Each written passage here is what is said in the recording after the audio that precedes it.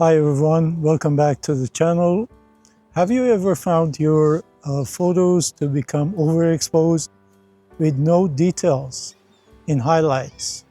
Or are they underexposed with no details in the shadows? Today we're gonna dive into one of the most crucial topics in photography. It's exposure triangle. Exposure triangle consists of three concepts: ISO, aperture, and shutter speed. ISO is the sensitivity of your sensor or film to the light. The lower the number is, your camera is less sensitive to light, meaning that less light is gonna get to your sensor. And higher the number, more light is getting through the lens and hitting your sensor. Higher ISO brightens your image, but causes more grain. Recently, they have figured it out that it is the signal to noise ratio, not the ISO, that causes grain. Shutter speed determines how long your sensor is exposed to the light. The smaller the number, the brighter your image is going to be, and the longer your sensor is exposed to the light. And higher number is going to let your sensor to get less light. Shutter speed also plays another role, and it is controlling the motion. Numbers like 1/4 of a second, 1/8 or 1/15 of a second create more motion blur, where the higher numbers like 500 or 1000 or 2000 freezes the motion. And the third aspect is aperture, or also called f-stop. It controls how much light is going to go through the lens and hit your sensor. The smaller the number, it's going to let more lights in, and the higher number going to let less light to hit your sensor. Aperture also controls another aspect in photography, and that's DOF, or depth of field. Smaller numbers are going to give you a shallow depth of field, where only a small portion of the image in front of your camera is in focus, and the higher number is going to give you more depth of field, meaning that more objects are going to be in focus in front of your lens. Also, the focal length of the lens that you're using is going to affect the depth of field, and I'm going to have another separate video on that subject. Aperture, ISO, and shutter speed, they have something in common. They all control and regulate the light. Therefore, for a correctly exposed image, you need to have a balance between these three factors. For example, if you're shooting a scene at f11 and then you decide to shoot it at f5.6, you're letting more light to get to the sensor.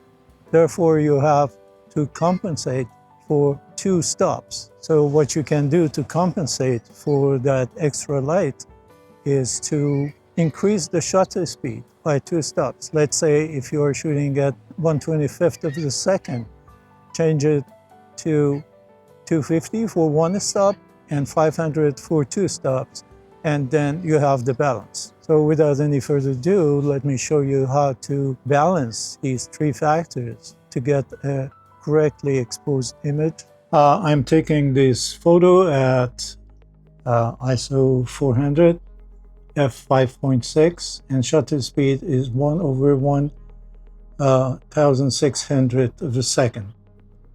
Let's take the photo. If I want to change the f-stop to 11 to get more depth of field, so I'm going to change it to f11.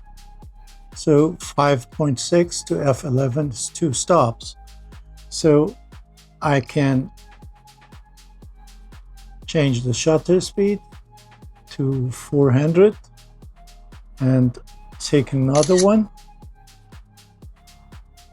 Or I can go back to 1600 and change the ISO.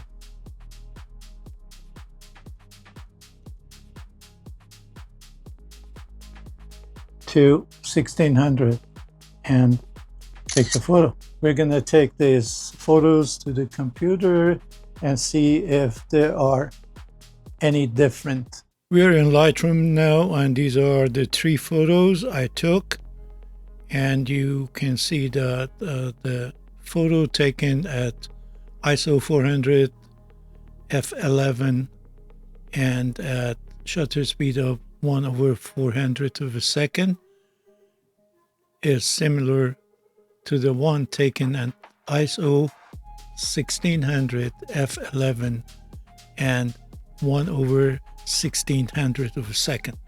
How we balance ISO, aperture, and shutter speed to get a correctly exposed image. I highly recommend setting your ISO based on the lighting conditions in your scene. Then choose whether to give priority to aperture for depth of field or to shutter speed for motion control. Thank you so much for watching the video, and I hope you found it useful and it helped you. If you liked it, just go ahead and hit the like button, and don't forget to subscribe to the channel. If you have any question, I'll be more than happy to answer them for you. So as always, take good care of yourself, keep shooting. I see you soon. Cheers.